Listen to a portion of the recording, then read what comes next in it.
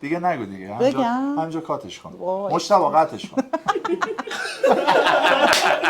خب بگید که دیت اول چجوری بود؟ خب دیت اول کیلسا برداشتم، بنز آتیش کردم، رفتم دنبال سلطان. از اونجایی که این بچه انتظار بنز داشت که با بنز من اونجا واسطاده باشم، یه تیپ بسیار قشنگ استایلش به بنز میخورد. تیپ بسیار ناب زده بود. من نمیدونم اونی که به من گفت بنز داره چرا گفت بنز داره، اشتباهی گفته بود.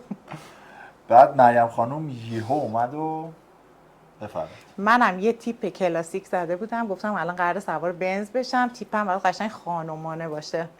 بعد دیگه رفتم پایین دیدم یه ماشین اصلا نمیتونم بگم چی بود ماشین؟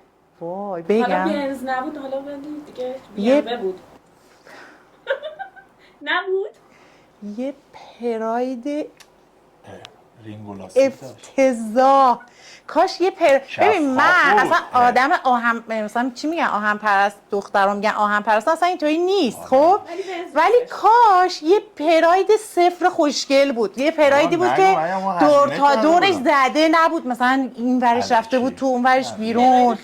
بعد من مونده بودم اصلا، من که اصلا نگاش نمیکردم پراید رو، چون باورم نمیشد. بعد بهش زنگ زدم گفتم نمیاد، گفت من اومدم جلوتر، گفتم یهو دیدم دستش هم همچی آورد بیرون، انگار مثلا از سانروف آورد. خب داشت بریده اون موقع می‌بریدن. بود نبود ببین ما پراید اومده ببین چالش. دقیقاً وای ببین یعنی من اونجا اصلا نمیتونم بهت بگم چه حالشم. میگم اصلا بحث آهن پرستی اینه، ولی کاش یه پراید آهن پرست بودی دیگه. نه کاش یه پراید نرمال بود، مثلا دور تا دور رنگ نبود. روز اول همون پرایدو داشتم، الان بعد 10 سال کاپوتش اینطوری یه ذره بالا بود، معلوم بود تصادف داشته، کاپوتر هم صاف نکرده بود.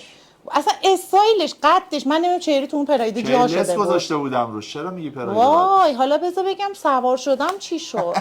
ظاهر ماشین که افتضاح بود که هیچ بود. آره اسپورت بود. اومدم بشینم توی ماشین، وای وای افتضاح، یعنی پر آشغال تخمه که من مثلا پامو اینطوری زدم فقط بشین. اصلا افتضاح، کثیف نکرده بود که این ماشین رو یه کارواش ببره که من میخوام بشینم. مثلا بعد اصلا اون ته بود، انقدر قدش بلند بود، اون صندلی اون ته، مثلا گفتم سلام حال شما خوبی؟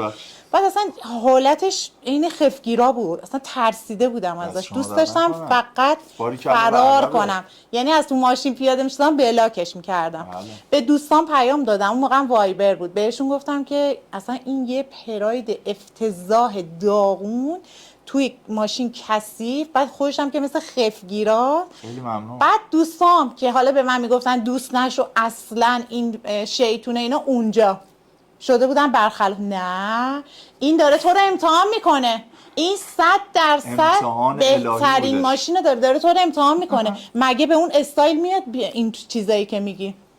یعنی نگم چه بلایی سر من اومد. خدا رو شکر ما قبل ازدواجمون پراید داشتیم، الان اونم نداریم.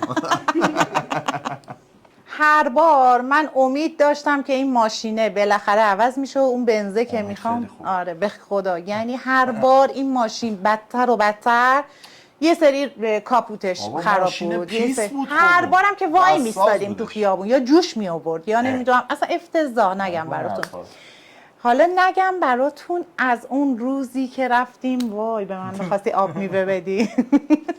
رفتیم سمت میدون کاج، اومد میدون کاج و اینطوری دور بزنه، سرعت پلیسی. آره اصلا خیلی هم مثلا چیز رانندگی می‌کرد، انگار کارتینگه. اومد دور بزنه، یه ماشین اومد جلوش، اومد ترمز بزنه، یه ترمزی زد، صندلی من رفت عقب. وای صندلی من رفت عقب، همزمان باهاش توی پیچ درم باز شد. وای لای در و صندلی داشتین. بعد این نکرد منو بگیر کبرا 11. بعد من الان همش احساس می‌کردم الان این سانروف میشه، بنز میشه این ماشین، تمام ترانسپورتر من قطعاتش داشت باز میشد. وای حالم بد شد، یخ کردم نگاه کن. یعنی یه چیز افتضاح دیگه. گفتم این بار دیگه آقا امتحان هرچی هست دیگه تمومه. به دوستام زدم بابا این داره منو میکشه، چه امتحانی؟ گفتن نه این امتحانه، خدا نگذره ازشون. من که گفتم من از ماشین پیاده شم بلاکش میکنم، یعنی قشنگ تو ذهنم این بود که بلاکش کنم. آره واقعا اصلا نمیخواستم، به خاطر اینکه اصلا دیگه میگم قشنگ ترسیده بودم ازش. بعد یهویی گفتش که راستی هفته دیگه تولدم ها. گفتم این دخترها که تا دوست میشن میگن تولدمونه. واقعا تولدش بود. بعد دیگه دوستام گفتن الان بهترین موقعیته که تولد این بریم ببینیم این چه جور مثلا شخصیتی داره، حالا یه ذره بیشتر باهاش آشنا شی. مطمئنم که اگر بریم خونش هم ببینیم بیشتر باهاش آشنا میشی. خونه که وای خونه رو نگم. خونه خیلی خفن بود که. وای خونه رو نگم.